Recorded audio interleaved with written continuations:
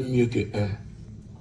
C'est ce que j'ai trouvé pour partager une expérience de réussite avec vous. J'espère que ça va vous être utile. On verra ce que ça donne à la fin. Certainement, peut-être que quelqu'un aura envie de poser des questions. On verra bien. 2 valent mieux que 1. Alors, quand je vais dans Ecclésiaste, le chapitre 4, à partir du verset 9, effectivement, il est écrit 2 valent mieux que 1. Alors, quand vous prenez la Bible, 2 valent mieux que 1. Qu'est-ce que ça fait là, dans la Bible? 2 valent mieux que 1. Qu'est-ce que ça fait dans la Bible? Vous voyez, il y a quelque chose que nous avons besoin de comprendre quand on parle de Dieu. Quelque chose qu'on a besoin de comprendre quand on parle de Dieu. Dieu est un nom passe-partout.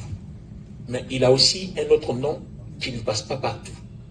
Et c'est là que se trouve véritablement le moteur de notre réussite pour tous ceux, en fait, qui veulent compter sur une divinité. Vous voyez, aujourd'hui, quelqu'un dira, Dieu n'est pas nécessaire. Je suis d'accord avec toi, c'est ton point de vue, parce qu'il faut quand même respecter le point de vue des gens. Il est important de respecter les personnes et puis le point de vue. Avant de connaître Jésus-Christ, avant de connaître la Bible, avant d'être ce que je suis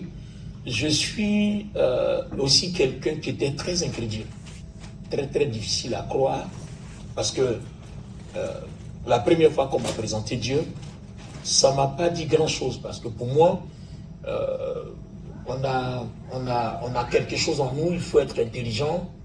Pour moi, on a quelque chose en nous, il faut être une personne travailleuse, il faut être bosseur. Et après, on a compris que, au-delà de tout ce qu'on peut appeler travail, réussite, succès, boss, il y a la vie. Il y a la vie qui ne dépend pas de nous. Il y a la vie qui ne dépend pas de ce que vous faites. Vous pouvez dormir et puis vous réveillez un matin et puis paf, votre souffle n'est plus. Et j'ai fini par réaliser que mon souffle dépend de quelqu'un d'autre. Parce que si je pouvais le contrôler, j'allais décider la date de ma mort. J'espère que tout le monde est d'accord avec moi sur ce point au moins. Si chacun de nous pouvait contrôler le souffle de la vie qu'il a en lui, chacun allait décider la date de sa mort. Et je suis convaincu qu'on vivrait tous éternellement parce que personne n'allait accepter de mourir. Et quand j'ai commencé à étudier la Bible, j'avais 1001 interrogations. Je vais les partager avec vous. Ma première interrogation, c'est que qu'est-ce que Dieu a à faire de nous créer, puisqu'il a tout? Voilà, il a tout. Il est l'Éternel, le Dieu puissant, le Dieu vivant, il est omniprésent, il est omnipotent, il est omniscient, il sait tout, il peut tout, il connaît tout. Bon, qu'est-ce qu'il gagne à nous créer, nous? Je vous ramène la question à vous. Une chose est certaine. Je dis, chers amis, vous avez réussi dans votre vie, vous avez beaucoup d'argent, vous avez des entreprises, vous avez des relations, vous n'avez pas besoin de quelqu'un pour vous financer, vous vous êtes battu, vous avez eu vos diplômes, en tout cas, pour ceux qui n'ont pas eu de grands diplômes, mais qui ont l'esprit, parce que ça aussi c'est un don, qui ont l'esprit d'entrepreneur, ont pu quand même bâtir leur empire. Vous n'avez besoin de personne. Maintenant, je me pose la question, le jour où vous êtes paralysé, est-ce que vos diplômes vous soulèvent, vous mettent dans un fauteuil roulant? Non. Le jour où vous avez une maladie, où vos mains et votre cerveau ne fonctionnent plus, qui vous êtes? Vous avez besoin d'une autre personne. Donc vous voyez que nous tournons et nous revenons sur un principe, 2 valent mieux que 1. Mon argent, mon diplôme, ma réussite, mes percées ne pourront jamais m'offrir tout. Parce que le jour où je serai dans un besoin, j'aurai besoin que quelqu'un me vienne en aide. Alors vous voyez que Dieu dit, aime ton prochain comme toi-même. Et beaucoup de personnes, beaucoup d'entre nous n'avons pas compris ça. On a pensé que aimer son prochain, aimer Dieu comme soi-même était une affaire de religion. Mais aime ton prochain comme toi-même, ça fait partie d'un grand moteur de réussite. Donc pourquoi Dieu nous crée? Qu'est-ce qu'il nous gagne? Qu'est-ce qu'il gagne à nous créer? C'est de la réussite.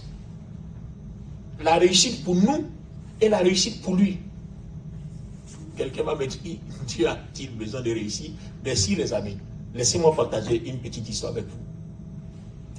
Vous voyez, quand vous faites des enfants, moi j'en ai 5, quand vous faites des enfants, que d'autres réussissent et que d'autres sont devenus des problèmes sérieux dans la société, vous voyez que vous êtes mis en cause. Je vous remercie de rire parce que je comprends que le message est passé. Le message est passé. Vous voyez? Donc quand certains, dans la même maison, vous voyez, quand la famille se réunit, il y a des problèmes de la société et puis il y a des bons témoignages de la société. Donc tout le monde est réuni en même temps dans le même salon, autour de la même table et de la famille. Alors dites-moi, l'enfant qui a un problème de la société, fait-il honneur à sa famille? Non. Mais celui qui a le témoignage, le père dit, c'est mon fils. Le père dit, c'est ma fille. Pourquoi? Parce qu'on dit, non, il est ambassadeur, il est député, ou bien il est professeur, ou bien il est ceci, ou bien chef d'entreprise, ou alors diplômé en temps, voilà. Vous voyez? Donc le père, la mère, c'est mon fils. Oui, c'est ma fille. Bon, maintenant quand on monte le braquet à côté, mais quand même qui a sa place parce qu'il est de la famille. Qui a sa place parce qu'il est quand même de la famille. On ne peut pas le jeter. Donc, bon, c'est le sang. Vous savez, le sang ne se perd pas, le sang ne se réduit pas. Donc, il est quand même là. Bon, donc, quand Abel est là, il y a aussi Caïn aussi qui est à côté. Les deux sont réunis autour d'Adam. Vous voyez? Donc, bon, est-ce qu'on va dire, c'est mon fils? Bon, on va dire, bon, vous voyez? Donc, on trouvera des mots, on va habiller le vocabulaire juste pour désigner celui-ci qui est, bon, je ne veux pas dire une tare de la société, mais quand même, bon, comme c'est notre enfant, c'est notre fils, bon, là, quand même, il est là, mais on va trouver un vocabulaire pour ne pas le dresser contre nous, parce qu'il est déjà dangereux.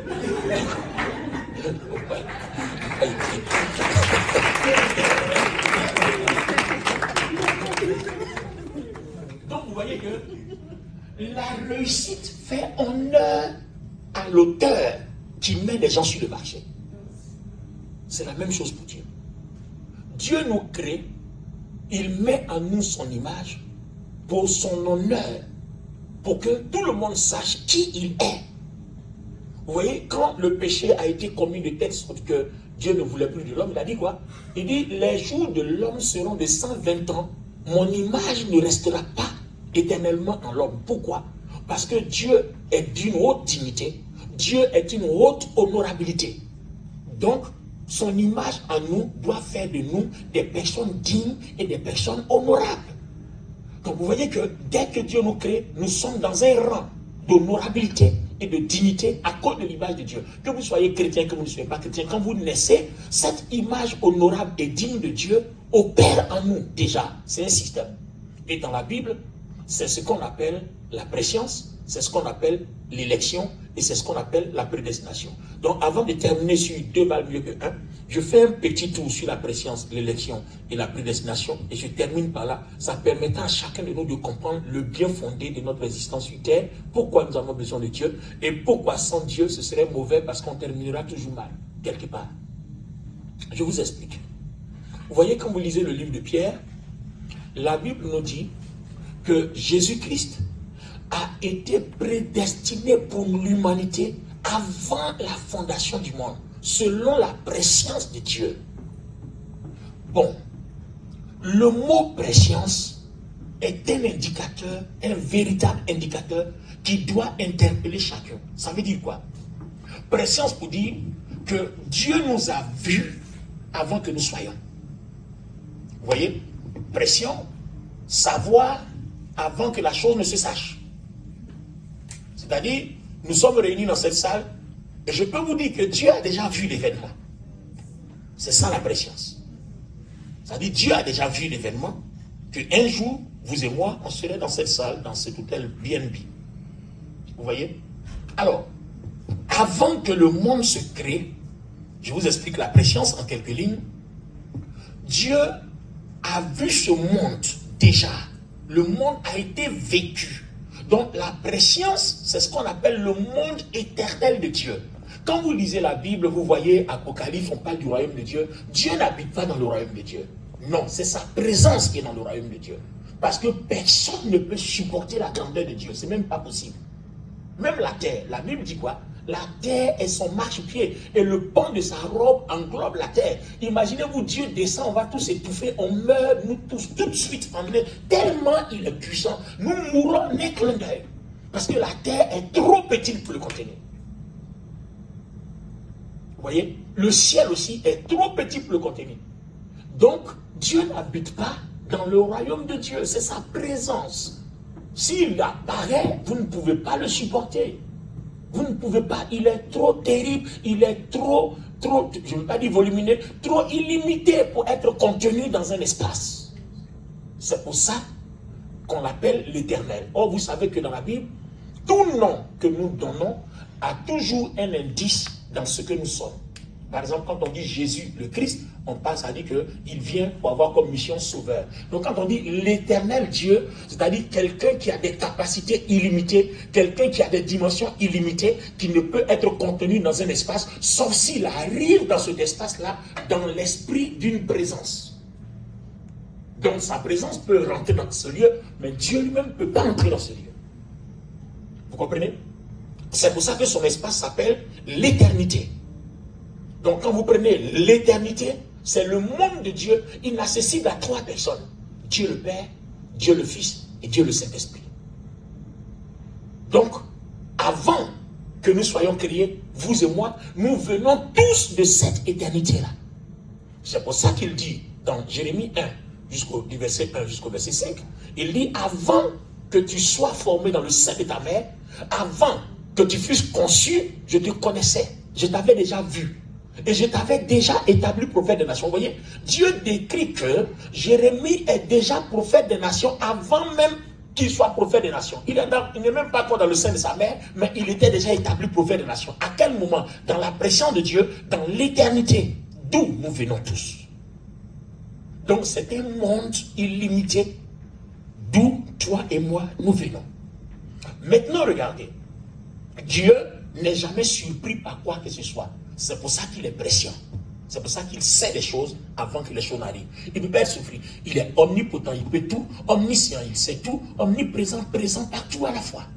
Sa présence peut se dispatcher partout à la fois. Il voit en un clin d'œil tout ce qui se passe dans le monde entier, partout à la fois. Quelqu'un peut dire amen à ça? Vous voyez? Alors, les amis, regardez. Dans sa présence, donc, ce monde-là que vous voyez, depuis la création d'Adam jusqu'à ce que ce monde-là prenne fin, ça va prendre fin un jour. On ne sait pas lequel, en tout cas nous sommes dedans, mais on sait tous que ça va prendre un jour. Ça va prendre fin à un de ces jours. Et ce monde-là a été déjà vécu dans la pression. Donc Dieu qui a pour projet d'envoyer sur terre des gens dans lesquels il va mettre son image, qui vont vivre cette dignité et cette honorabilité, il a déjà vécu ce monde. Et regardez, quelqu'un dira, mais ce monde existe il y a des millions et des milliards d'années. On est d'accord. Dans le calendrier biblique, il y a sa date, et puis dans le calendrier scientifique, il y a aussi la date. Mais regardez bien, selon Dieu, quand vous lisez la Bible, un jour est comme 1000 ans. Vous comprenez? Donc Dieu peut vivre 6000 ans en 6 jours, puisque un jour est comme 1000 ans. Vous voyez? Donc dans la préscience de Dieu, quand vous vivez en 7 minutes, Dieu peut voir le monde qui se passe en des millions d'années. Il peut savoir ce qui se passe. Donc ce monde déjà joué va permettre à chacun d'exercer son libre arbitre, puisque c'est une vie qui est déjà menée. Alors Dieu maintenant va répertorier toutes les personnes qui lui ont donné, qui ont vécu leur libre arbitre en lui mettant, enfin en se soumettant à sa volonté. Vous voyez, le libre arbitre c'est quoi? Comme Dieu te crée à son image, il te crée à sa ressemblance, tu as en lui, il a en toi, pardon, son honorabilité et sa dignité. Qu'est-ce que Dieu fait? Dieu ne t'oblige pas, puisque dans sa personne, on ne l'oblige pas. Donc il nous crée pareil. À son image, à sa ressemblance, il ne te forcera jamais à faire quoi que ce soit. Ce n'est pas possible. Si vous êtes dans une église ou quelque part d'autre où on vous oblige à faire les choses, moi je vous dis tout de suite que ce n'est pas l'Esprit de Dieu. Le Saint-Esprit ne force personne, il a besoin du consentement.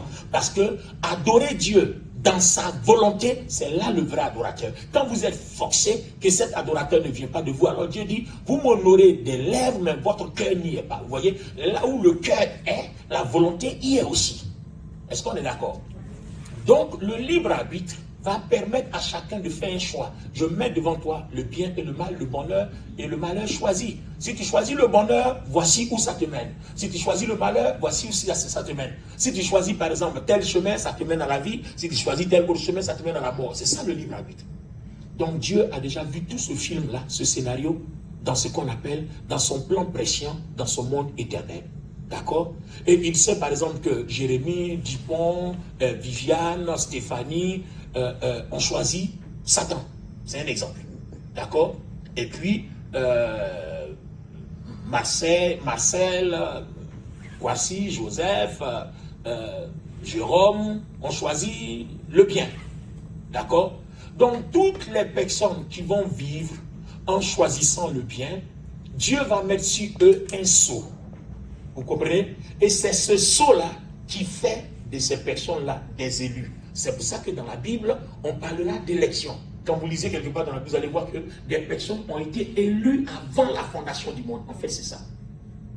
Maintenant, ces personnes qui viennent sur la terre, comprenez aussi que le même Lucifer qu'on appelle aujourd'hui Satan, il n'est pas prescient. C'est pour ça que vous ne devez pas avoir peur de Satan. Satan n'est pas prescient parce que Satan lui-même a été créé. C'est-à-dire, Dieu l'a vu dans sa préscience avant qu'il soit à l'œuvre. Donc Dieu savait qu'un jour il allait le tromper. Dieu savait qu'un jour il allait être combattu. Il allait être chassé du royaume de Dieu. Qu'il allait faire du mal à la terre. Donc tout ce plan étant déjà vu, qu'est-ce que Dieu va faire? Dieu met, après la préscience, un plan d'élection. Donc il met un sceau sur chacun de ses enfants qui lui ont dévolu leur libre arbitre de leur propre volonté. Et il y a ceux qui ne sont pas élus et qui vont vivre comme ça. Donc vous voyez que en venant sur la terre, Dieu sait qu'il y aura deux catégories de personnes. Des personnes élues, marquées du sceau, parce que selon la préscience, Dieu les connaît déjà. Et des personnes qui ne sont pas élues parce qu'il sait que ceux-là c'est pour la perdition. C'est pour ça que la Bible dit, le Seigneur Jésus le dit bien dans les évangiles, beaucoup sont appelés, mais peu sont élus. Pourquoi? Parce qu'il sait déjà qui est sauvé. Il sait déjà qui est élu. Il dit clairement, il dit je sais qui est sauvé, je sais qui n'est pas sauvé. Donc, Ésaïe va nous dire par exemple, certaines personnes sont créées pour accompagner d'autres. Donc, dans les desseins arrêtés de Dieu, depuis la préscience, qu'est-ce que Dieu fait? Une fois que ceux qui lui appartiennent sont reconnus, vous voyez, quand il les envoie sur la terre, il va mettre un plan de protection pour tous ceux-là. Parce qu'il sait que même ceux qui lui appartiennent pêchent aussi. Or, déjà, la Bible dit, celui qui pêche, c'est celui qui mourra. Donc, comme Dieu sait que ceux qui lui appartiennent finiront toujours par revenir, qu'est-ce qu'il fait? Il met un plan. Vous voyez, par exemple, votre enfant, même s'il est mauvais, vous allez quand même le défendre.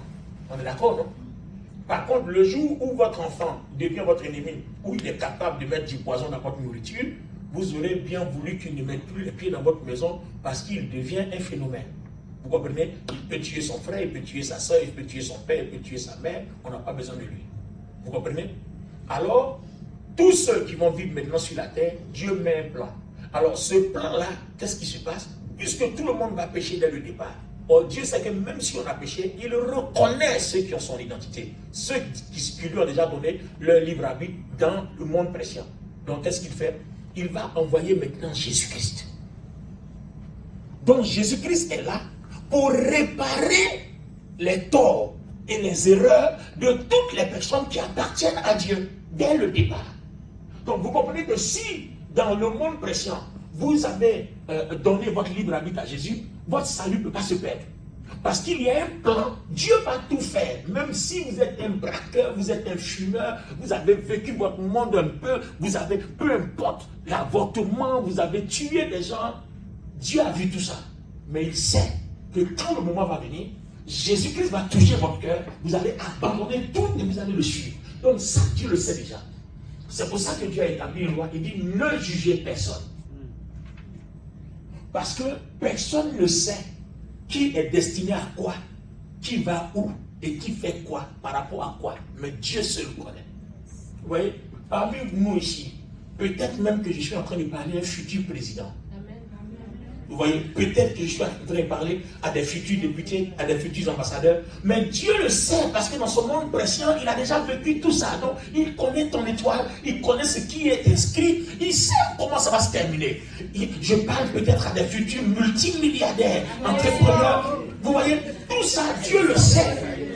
Vous voyez, vous voyez, je me dis, Dieu voit des réactions déjà. Est-ce qu'on peut vous agrandir?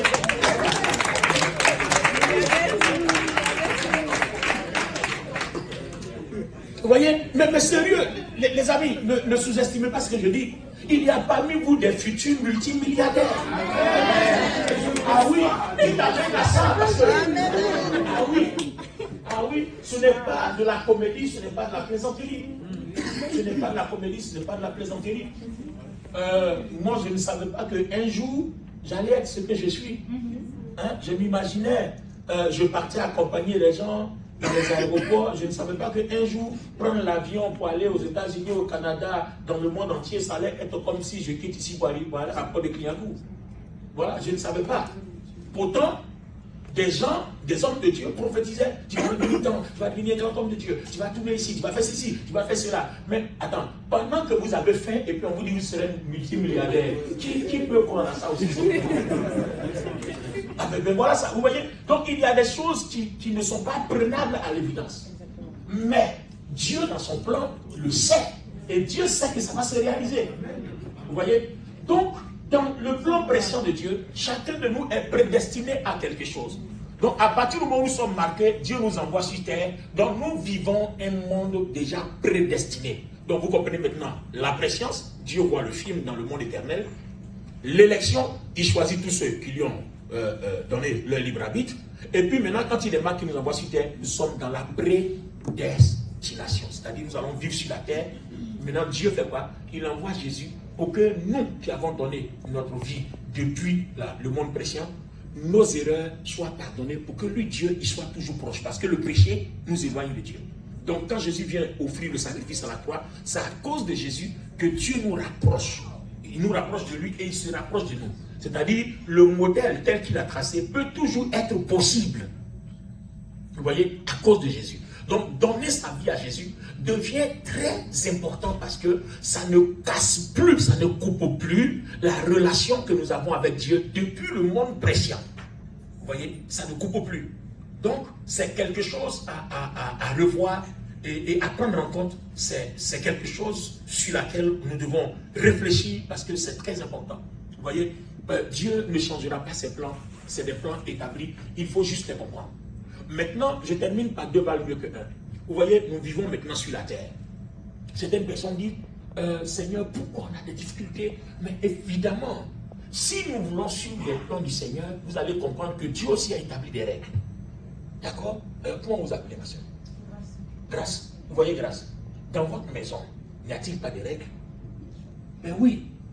Par exemple, je connais chez quelqu'un, quand vous entrez à la porte de la maison, à l'entrée là, vos chaussures qui ont marché dans la rue ne doivent pas aller dans le salon. Ça doit rester quelque part à l'entrée parce qu'on a peur que marchant au salon, vous allez voir le salon est ciré. Donc quand vous y mettez le pied, le regard qu'on vous jette déjà, vous comprenez que vous êtes mal venu avec vos chaussures. Vous voyez? Et quand vous enlevez les chaussures, il y a le sourire. C'est comme vous dites, vous pouvez maintenant y aller. Vous voyez? Donc Dieu, à qui il plaît de créer le monde, a des règles. Vous voyez? Et une de ces règles-là, c'est l'amour qui est le fondamental au milieu de tout. Pourquoi le fondamental au milieu de tout? Regardez le verset que nous avons lu. Je prends un seul. Je prends la règle, la loi de l'amour, et je gère un seul fondamental. Il dit, deux valent mieux que un. Bien. Je prends le cas pour nous qui sommes en France. Ceux qui sont dans d'autres pays vont adapter à la situation. Je prends le cas pour nous qui sommes en France. Grâce, tu vois, hein, vous travaillez ici en France dans une entreprise. Vous êtes payé à 3 000 €. D'accord? Suivez-moi maintenant parce que là, c'est la partie qui vous concerne. Je vais vers la fin. Je vois des jeunes qui ont besoin de percer, qui ont besoin de réussite. La réussite, ce n'est pas le vol. La réussite, ce n'est pas la marmaille. Et la réussite, ce n'est pas la débrouillardise. La réussite, c'est la maîtrise des règles et des lois. Je veux dire quoi par la maîtrise des règles et des lois? Vous voyez, on vous dit par exemple, si vous voulez acheter une maison, vous voulez prendre un crédit, il faut avoir tel montant, d'accord. Mais mon ami, est-ce que c'est évident que tout le monde ait 10 000 euros de salaire par mois? C'est pas évident. Mais tout le monde peut être propriétaire. Même celui qui est payé au SMIC peut être propriétaire. Oh, je ne sais pas pourquoi quelqu'un ne dit pas amen à ça. Amen. Celui qui est payé au SMIC peut être propriétaire. Moi aussi, je suis propriétaire. Donc, je sais de quoi je vous parle. Tout le monde peut être. Je suis propriétaire, mais je n'ai pas 10 000 euros par mois. Voilà, je ne suis pas multimilliardaire, mais ce que les milliardaires ont, bon, par la grâce de Dieu, on y met quand même les pieds. Vous voyez? Voilà. Je suis une des personnes qui a conduit une des plus grosses voitures dans mon pays. Voilà. Ça se compte au bout des doigts. Mais quand je vais vous dire comment je l'ai eu, vous avez dit, mais donc nous aussi on peut l'avoir. C'est ce que je vais partager avec vous. Je ne sais pas pourquoi tu ne dis pas amen à ça. Vous voyez, Dieu n'est pas loin de nous. On peut tout avoir. Tout ce que les milliardaires ont, les amis, on peut avoir, mais passant par les règles divines préétablies. On peut tout avoir, les amis. Alors, je vous explique. Je vais vous expliquer quelque chose. 2 valent mieux que 1. Grâce, viens avec moi. Je ne sais pas si c'est par hasard, ma fille s'appelle Grâce. Mon premier, mon deuxième et la troisième était une fille, elle s'appelle Grâce. Bon, donc Grâce, pas plus Grâce et pas plus coïncidence, on va travailler ensemble. Alors, regardez Grâce, d'accord? Est-ce que tout le monde, je vais attribuer quelque chose, hein? Ça il ne s'agit pas de toi, je vais parler comme ça. Grâce touche 1 000 euros par mois, d'accord? Et vous voyez, aujourd'hui, dans une société, vous avez 1 000 euros par mois, vous êtes pauvre. Ici en France, 1 000 euros, vous êtes pauvre. Dites-moi pourquoi. Vous êtes heureux d'avoir un travail? Ah non, mais vous n'avez pas un boulot. 1 000 euros par mois, vous êtes pauvre. Sauf si, avec vos 1 000 euros, vous êtes encore à l'école. Espérant que ça va changer. Mais si vous n'êtes pas à l'école, que vous êtes dans la société actuelle, 1 000 euros, vous êtes pauvre. Vous êtes le plus pauvre. Je vous fais une démonstration. Alors, grâce avec 1 000 euros, tu ne peux même pas te louer un F2. C'est même pas possible. Tu es obligé de te prendre un F1. Coincé dans un studio quelque part. Et puis un F1 actuellement, les bons là, on est entre 1 000 et 1 200 euros. Je parle des bons F1 en France. Et quand je parle de bons F1, il faut savoir dans quel quartier on trouve les bons F1. Alors, ton F1 de 200 euros, il faut être sûr que à partir de 20h, tu es chez toi à la maison. Parce que tu rentres entre 22h et minuit, c'est pas sûr que tu continues de vivre. Voilà. Donc, vous comprenez que ce n'est pas un mode de vie. Oui. D'accord? Bien. Donc, à 1 000 euros, Grâce va se retrouver avec un F1 studio de 700 euros. Il lui reste combien? 300 euros. 300 euros. Oh my God. Avec 300 euros, elle va payer son ticket, son réseau SNCF RATP. À combien? 80. Alors, voilà, merci d'intervenir. alors, vous êtes d'accord avec moi? À 80 euros, sur les 300, il reste combien? 220. Alors, après, tu fais les courses à combien? Pour la nourriture? Elle fait la nourriture à 100 euros. Donc, sur les 220, il reste 120. Et puis après, quoi, encore ta facture de téléphone? Combien? 25 euros. Il reste combien? 95. 95. Alors, 95, il y a quoi d'autre encore? Après, les restos avec le copain. Voilà, les restos avec le copain. Bon, ça, au moins, même ça, là, même là. Bon, si c'est chaud, on peut dire, bon, on ne va pas au restaurant. Si c'est compliqué, on dit, bon, écoutez, les amis, bon, on ne va pas au restaurant. C'est pas grave, on ne mourra pas. Voilà, on va manger notre riz gratin avec l'eau simple, on ne mourra pas. D'accord? Ça, on peut s'en passer. Mais qu'est-ce qui est nécessaire? Hein? La dîme, non, si tu veux, avec ton salaire, tu dis, je veux être un mauvais chrétien. Dieu même sait que je suis pauvre, donc je m'en fous, je ne paye pas la dîme. Ça, c'est un exemple. Non, tu dois payer la dîme, mais pour le moment, je n'arrive même pas là-bas. D'accord? Attends. Quand tu finis les dépenses, bon, tu te retrouves là, tu vas faire quoi? Donc pour le moment, je ne parle même pas de la dîme.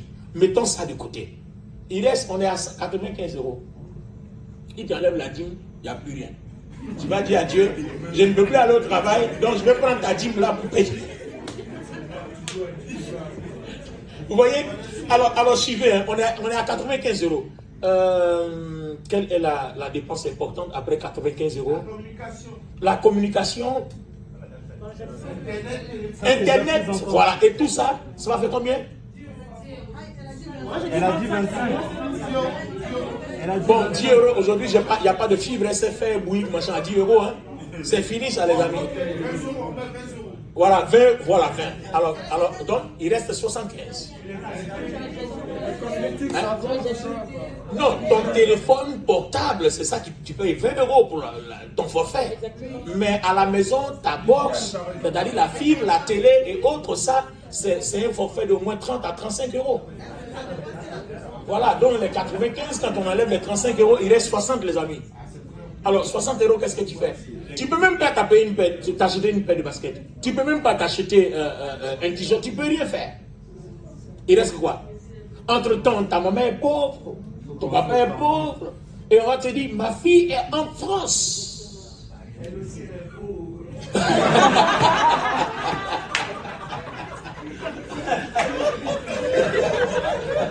Vous voyez? Et le problème, c'est que les gens ne comprennent pas ce que vous vivez sur le terrain.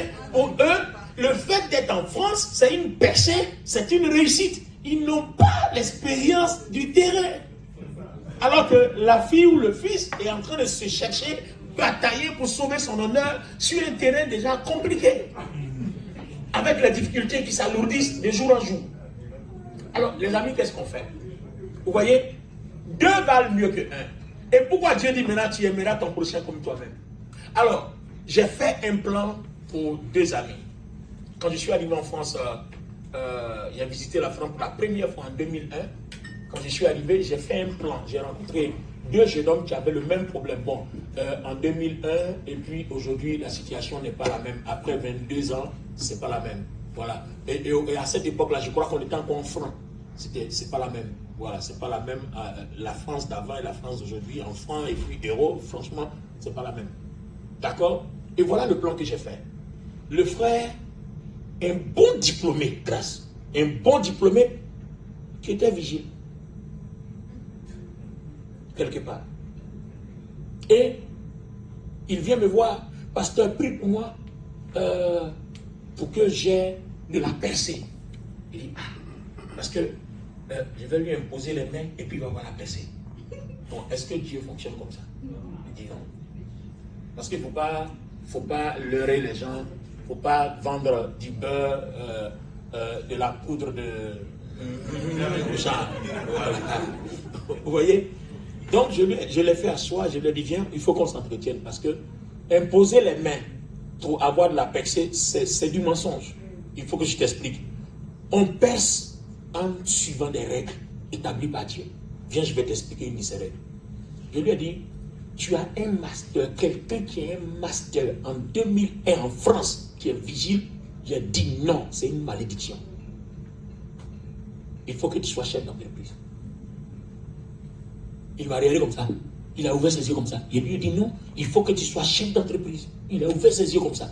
Comme pour dire, c'est impossible. Mais oui, il faut que tu peux être chef d'entreprise. Parce qu'il ne comprend pas comment, avec le SMIC, il va être chef d'entreprise. Je lui ai dit, ok, je t'explique. Toi, tu as un master. Je vois que tu marches beaucoup avec un de tes amis. Il a quoi? Il dit, lui aussi, il a un master. Il dit, mais vous êtes milliardaire. Il me dit, comment ça? Il dit, mais vous êtes milliardaire. Vous êtes en train de perdre des milliards chaque jour qui marche. Oui, chaque jour qui passe, vous perdez des milliards. Alors, voilà ce que vous allez faire. Vous deux, vous avez 1000 €. Ça fait combien? Ça fait 2000 €. Suivez bien la démonstration, c'est une analyse. Ça fait 2000 € dans la maison. C'est vrai qu'aujourd'hui, le SMIC est un peu plus. Donc, on remercie le Seigneur. Au moins, on est en 1140, 1200, quelque chose. C'est déjà pas mal. Bon, qu'est-ce qu'on peut dire, les amis? C'est mieux quand même, non? De 1000, on a évolué à 1100, 1200. Bon, louons le Seigneur pour le moment. Et puis attendons la providence. Hein? Alors, les amis, je lui ai dit, vous avez 2000 € dans la maison. Il a dit, toi et ton ami, vous avez 2000 € dans la maison. Vous êtes riches. Je lui ai dit, au lieu d'aller louer un appartement de 1000 €, rétrogradez un peu. Point de temps avant de remonter. Alors, ça ne leur a pas forcément plu, mais après ma démonstration, vous allez comprendre pourquoi ils ont fait. Les 2000 €, si à l'époque, vous voyez, à l'époque, on peut louer un bon appartement à 500, voilà, un studio, un F1 à 500, et c'est bien, il y a un bon quartier. Donc, si vous louez un studio à 500, il vous reste combien? Il dit, il nous reste 1500. Donc, vous voyez, deux valent mieux que un. Si la loi et la règle fondamentale de l'amour établie par Dieu fonctionnent chez vous, vous deux, vous vous entendez bien, sans animosité, en toute humanité, vous économisez 1000 € par mois. Parce que vous prenez le salaire de un pour faire les dépenses de la maison, et puis vous avez le salaire d'un autre comme économie. Ça marche ou ça ne marche pas? Ça marche. Et je leur dis, au bout d'un an, vous avez 12 000 €. 12 000 €, allez-y déposer à la banque. La banque peut vous donner au moins 3 fois. Vous avez une entreprise ou pas? Vous avez une entreprise. En un an de sacrifice, on a une entreprise. Maintenant, dès l'instant où 36 000 € ou 50 000 € peuvent vous permettre d'ouvrir une entreprise, même 40, même 20 000 € peuvent vous permettre d'ouvrir une entreprise, il faut maintenant appliquer les règles de gestion de discipline. Donc, vous comprenez que nous, là, nous sommes là en tant que jeunes. Voilà, j'ai 54 ans, mais je suis encore jeune. Ça ne se voit pas, non? Vous voyez? Donc, en tant que jeunes, nous aurons besoin de cette discipline. Notre erreur, c'est de vouloir vivre tout de suite. Quelqu'un qui se retrouve avec 20 000 € veut voyager en business class. Ce n'est pas le moment. Ce n'est pas le moment.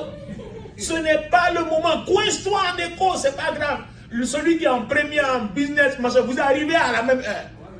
Vous sortez de l'avion au même instant.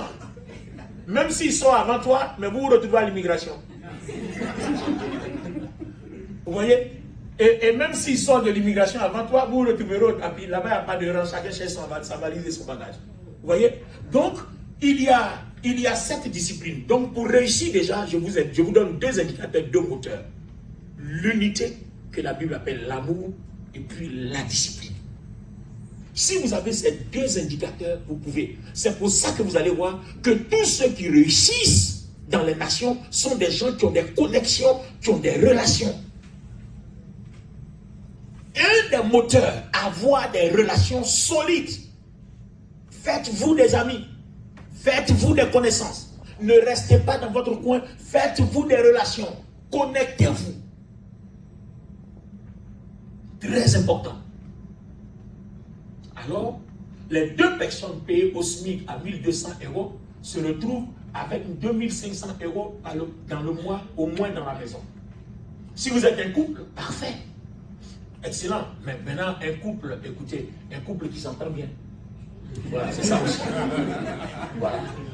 Voilà. Parce qu'il ne faut pas être un couple, pendant qu'un sacrifie son argent, l'autre met son argent quelque part là, et puis qu'est-ce qu'il y a? Non, il n'y a rien.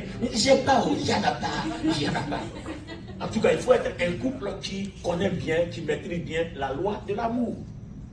Donc, la loi de l'amour est la base de la réussite. C'est une des bases de réussite. Et le deuxième moteur qui complète la loi de l'amour, quand la loi de l'amour nous a donné la base de la réussite, le deuxième moteur, c'est la discipline. L'éducation, la discipline. Alors les amis, voilà un peu ce que je voudrais partager avec vous. Merci, grâce. Voilà mon expérience. Je suis parti de Dieu et je suis arrivé dans notre société. Et mon objectif est que quelqu'un en sortant d'ici se dise, je peux réussir, je peux être chef d'entreprise, je peux être milliardaire, je peux être même multimilliardaire si je trouve le partenaire ou les partenaires avec lesquels je peux m'unir, si je trouve les personnes avec lesquelles je peux m'entendre. Vous voyez, pour s'unir avec quelqu'un, on ne se jette pas comme ça.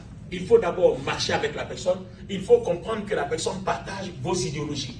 Il faut comprendre que la personne partage les mêmes choses que vous. Parce que, regardez par exemple, avec ce que je discute avec vous, je ne peux pas aller m'associer avec quelqu'un qui ne comprend pas ce que je comprends. Non, c'est peine perdue, c'est la mort. Vous comprenez? Donc, savoir choisir ses amis est aussi important en matière de réussite. Savoir choisir ses collaborateurs est important en matière de réussite. Savoir choisir ses connaissances, ses connexions, ses relations, est très important en matière de réussite. Et tout est une base d'éducation et de discipline. Alors, je voudrais prier pour quelqu'un. Ma prière ce soir, c'est qu'on ne peut pas réussir seul.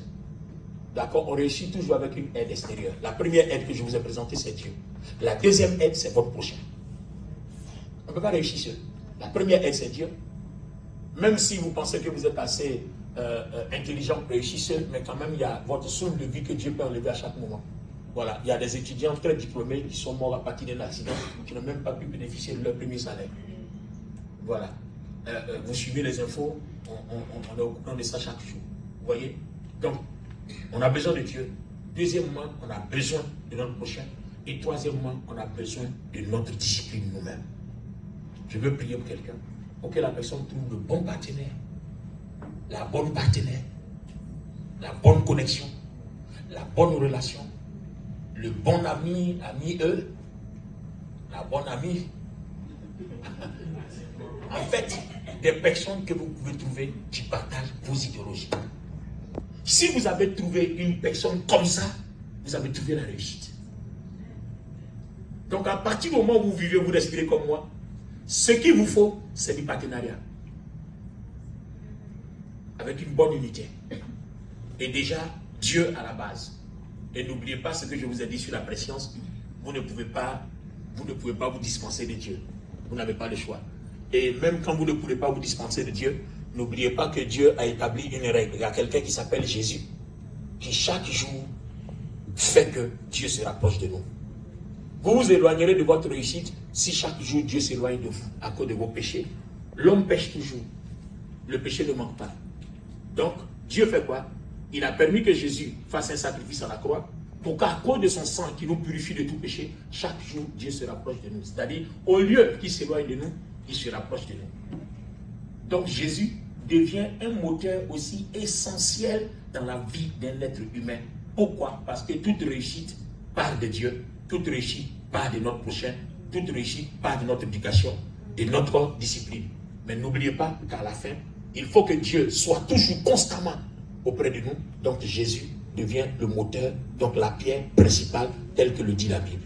Est-ce que je peux prier pour quelqu'un? Est-ce que je peux prier pour quelqu'un?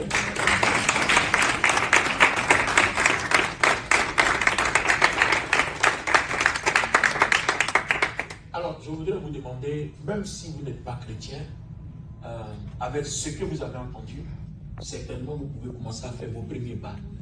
Vous pouvez commencer à étudier le sujet. Parce que, c'est vrai, on a beau philosopher, mais même certains philosophes ont admis que Dieu est bon. Si celui qui philosophe admet la bonté de Dieu, je crois qu'il y a quelque chose d'important sur laquelle toi et moi on doit réfléchir. Faire en sorte que Dieu ne s'éloigne pas de nous. Même s'il peut arriver qu'on ne croit pas à son existence, mais au moins quelque chose qui m'interpelle me dit que je ne me suis pas fabriqué moi-même. Je ne me suis pas créé, j'ai existé. Donc on n'existe pas sans source. Et la source, ça ne peut pas être le fétiche, ça ne peut pas être la magie, ça ne peut pas être l'occultisme. Dieu. Même toutes les sciences occultes nomment Dieu. Donc, au moins, comme je le disais au départ, il y a il y a une chose sur laquelle tout le monde est unanime. Tout le monde est unanime. Alors, je prie que le Seigneur, dans sa grâce et dans sa bonté, permette qu'une personne ici fasse la rencontre de Jésus-Christ. Permette qu'une personne ici se rapproche de Dieu véritablement.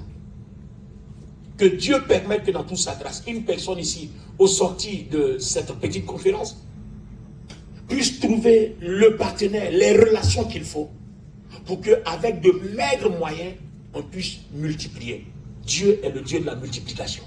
Il a pris le peuple d'Israël, qui était très infime, et il les a multipliés. Et vous voyez, déjà avec 1000 euros, on peut les multiplier pour devenir 50 euros, en passant par la loi de l'amour. Mais il faut trouver les bonnes personnes, il faut avoir Dieu auprès de nous, il faut avoir Jésus au centre de sa vie, il faut avoir une discipline. Est-ce qu'on peut se tenir debout? S'il vous plaît. On va ensemble dire merci à Dieu pour notre vie. On va lui dire merci pour la vie qu'il nous a donnée. On va reconnaître que sans lui, nous ne sommes rien. Le Dieu de l'univers, le Tout-Puissant.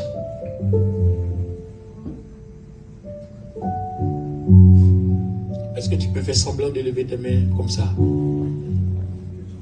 Pour que Dieu vous dise, vous fassiez un message à Dieu pour dire, c'est vrai, je suis là, regarde-moi. Si vous avez quelque chose pour nous, et puis après, je vais faire une prière avant de déposer le micro. Merci Seigneur. Jéhovah est son nom. Les musiques. Jéhovah est son nom. Les bromochés. Jéhovah est son nom. Les bromochés. Jéhovah est son nom. Jéhovah est son nom. Jéhovah est son nom. Oui, Jéhovah est son nom. Jéhovah est son nom. Oui, Jéhovah est son nom. Jéhovah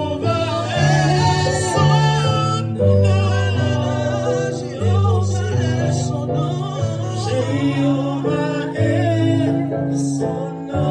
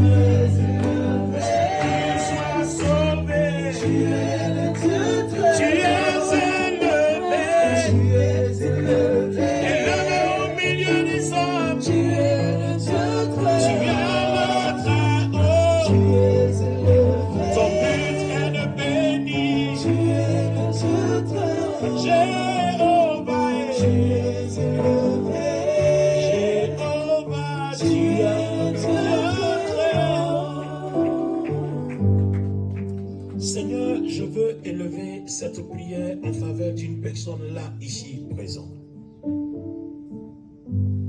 Avant la fondation du monde, tu nous connaissais. Parce que tu es précieux. Tu sais ce que chacun est appelé à être. Et je prie que tes plans dans la vie de quelqu'un dans cette salle ne soient jamais occultés.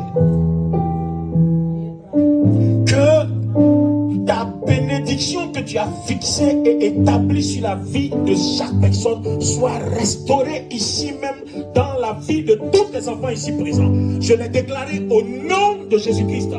Que ta paix, la paix que tu ne donnes à personne, que tu ne partages à personne, que cette paix-là soit leur portion, soit leur partage ce soir. Je te prie, Dieu vivant, je te prie, Dieu puissant, je te prie, éternel Dieu, fais grâce, accorde ta paix, Seigneur, accorde ta faveur et accorde ta bénédiction. Permets que le cœur de chacun soit changé et soit touché. Tu es le premier dans le moteur de notre réussite. L'amour que tu as placé pour notre prochain devient le deuxième principe. Ensuite, notre éducation. Ensuite, notre discipline. Et enfin, Jésus-Christ, la pierre principale. Je prie que cette grâce soit établie dans la vie de quelqu'un ici. C'est au nom de Jésus que je prie que tous ceux qui ont écouté ce message, à la sortie d'ici, tu fasses de potentiels multimilliardaires, multimillionnaires, de potentiels chefs d'entreprise, des gens qui peuvent réussir à cause du principe que tu as établi. C'est au nom de Jésus que nous te disons merci. Et quelqu'un dit avec moi, Amen bien, Amen fort et Amen puissant. Merci de t'asseoir. Merci beaucoup. Alors, chers amis, je suis à la fin. Je vous remercie de m'avoir fait confiance. J'espère que mon expérience vous a été et vous sera utile. Quand vous allez sortir d'ici, ne vous lamentez plus parce que ce n'est pas nécessaire. Des gens qui ne sont pas aussi haut diplômés à cause de leurs relations sont devenus aujourd'hui des gens très prospères financièrement. Sachez trouver vos relations, les personnes qu'il faut. Et seul Dieu, qui a déjà tout vu, peut placer la personne qu'il faut devant vous. Que Dieu vous bénisse.